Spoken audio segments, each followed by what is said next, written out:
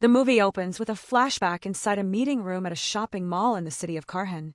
The place is in complete chaos, with blood everywhere and broken objects scattered all around. The story then jumps back to before everything went wrong. Angela and her team arrive at an empty piece of land, where she explains that this is where they will build their new city and finally make their dream come true. Jonas, the project manager, steps forward, and everyone is excited about this major milestone. The group then heads to the lodge where they'll be staying. They're warmly welcomed by Jenny, the facility manager, who introduces them to the staff. First is Roger, the maintenance supervisor, followed by Cleo, their fitness trainer, whose presence seems to confuse Lena. Then they meet Carl, the camp's chef, who struggles with a speech impairment. They're also introduced to Torbjorn, and Jonas takes an item from him, saying it's his, and that he has prepared a surprise for the team. Jenny hands out the cabin keys.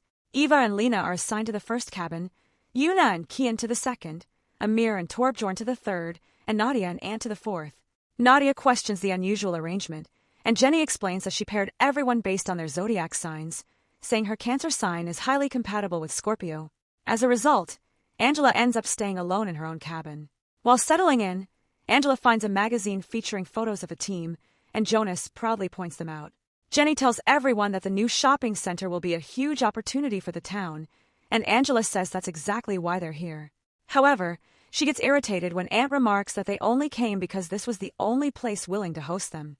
Meanwhile, Carl is in the kitchen preparing dinner when he realizes there's no gas to light the stove. Frustrated, he grabs the gas cylinder himself since it was Roger's responsibility. He quickly drives off because dinner is supposed to be ready in just 2 hours. On the road, his tire is suddenly punctured.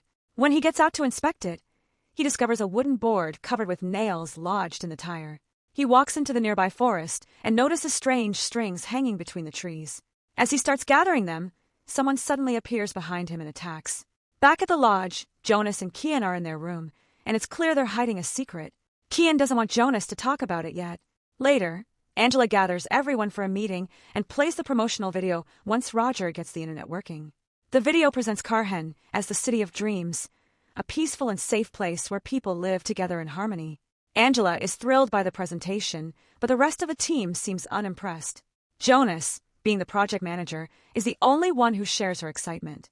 The group begins making fun of the video, while Torbjorn argues that it shouldn't be uploaded to YouTube. Instead, he believes it should air on a major television network. As usual, he starts talking about the old days and how things used to be done differently. Angela loses her patience and indirectly criticizes the era he constantly glorifies before asking everyone, "When was the last time any of you actually accomplished something worthwhile?" The room immediately falls silent. After the meeting, Amir announces that they received $15 million for the land. Kim explains that several major companies will attend the upcoming conference and says he convinced Bachman Krone to lower rental prices to attract local entrepreneurs to Karhan. He also reveals that IKEA will be one of the major companies attending.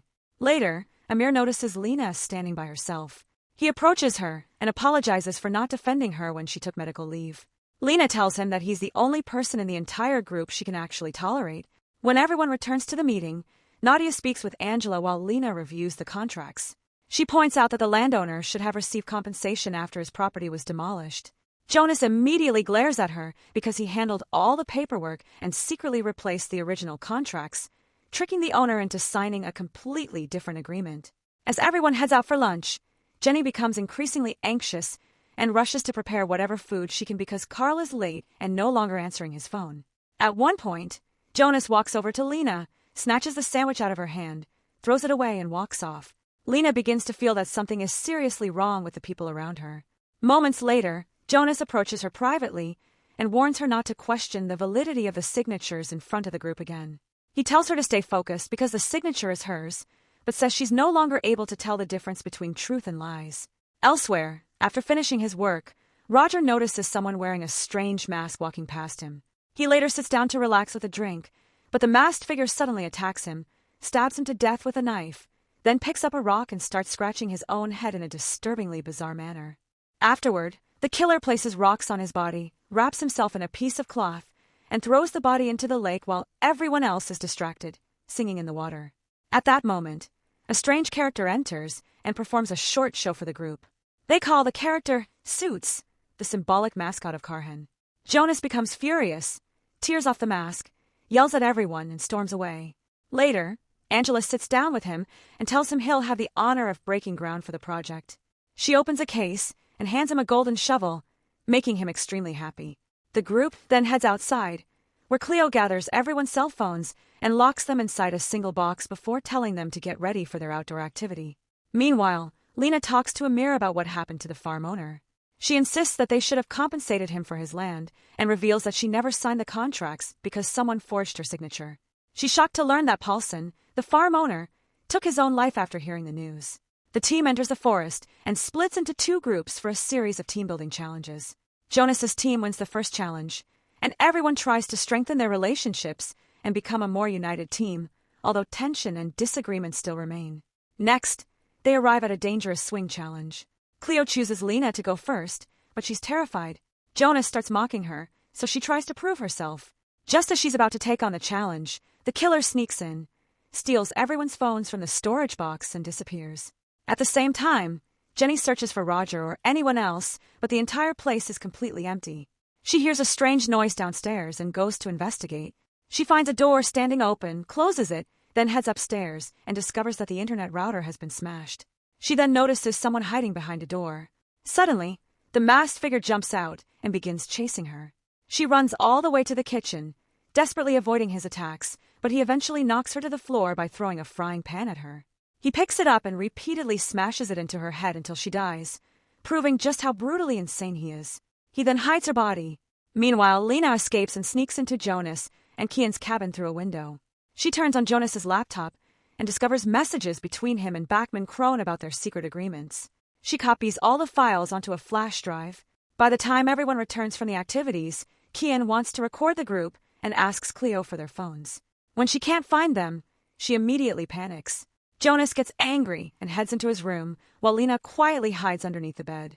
Elsewhere, the killer begins setting deadly traps throughout the forest to make hunting the group much easier. At one point, he walks right behind Angela without her noticing. That night, Cleo goes looking for Jenny and discovers blood on the floor. She follows the trail until she opens a room and finds Jenny's lifeless body hanging in front of her. The killer suddenly appears and chases Cleo throughout the building. She eventually reaches the meeting room and throws objects at him in a desperate attempt to escape. Just as she's about to get away, he buries an axe into her face, finishes her off, and hides her body as well. Later, Lena walks outside while the others are celebrating. Nadia and Amir join her, and she tells them everything Jonas has been doing. She explains that he's deceiving everyone. The shopping center project is built on lies, and none of the major companies he promised are actually coming. Lena then confronts Jonas while Kian is with him. Jonas invites her into his room and tries to convince her to work with them, promising her an excellent job with Bachman Crone. He denies every accusation she makes. Lena then pulls out the flash drive and tells him she copied it directly from his laptop. Jonas immediately becomes nervous and threatens her, but she refuses to back down. She tells him that he has two choices: confess everything to the group and stop the construction project, or she'll report everything to the police. She leaves and meets Nadia and Amir again. Outside, Kian is still in the water while Anne sits on the shore, shouting as she's about to leave. The killer suddenly arrives. Kian mistakes him for Jonas and keeps talking, but the killer walks up to him and kills him using the boat's motor. Anne runs for her life, while Angela leaves her cabin to look for Jenny so they can prepare something to eat because the group has no food left. She can't find her, so she enters the meeting room and discovers blood everywhere, leaving her horrified. Angela rushes outside but runs straight into the killer. At first, she thinks it's Jonas, but the killer punches her in the face, wraps a rope around her neck, and hangs her in front of the entire group while laughing hysterically. The survivors panic and scatter in every direction. Jonas and Lena run down the same path, with the killer chasing close behind. While running through the forest, Jonas triggers one of the traps and injures his head. Lena helps him, and together they reach the small boat he built during one of the challenges before escaping into the water. The killer watches them from the shore. Jonas takes advantage of the situation and asks Lena for the flash drive, promising that he'll hand everything over to the police. Although Lena trusts him even less than before, she reluctantly gives him the flash drive. Suddenly, Jonas attacks Lena and throws her into the water. The boat flips over, and he clings to it while Lena manages to swim to shore. She runs deep into the forest as the killer chases after her. During the escape, she falls into a pit, but fortunately she isn't seriously hurt. Inside the pit, she discovers Carl's dead body. She pulls a wooden stake out of the ground and when the killer reaches her, she strikes him across the face with it. She then climbs over Carl's body and continues running. Eventually, she finds Amir and signals for him to stay quiet, so the killer won't discover their hiding place. Believing they've escaped, the killer decides to head back toward the cabins. At the same time, Nadia sneaks into Jonas's cabin and manages to grab the car keys. Before she can leave, the killer smashes the window and grabs her by the hair. She quickly cuts off part of her hair with a pair of scissors to break free, grabs the keys, and rushes toward the exit.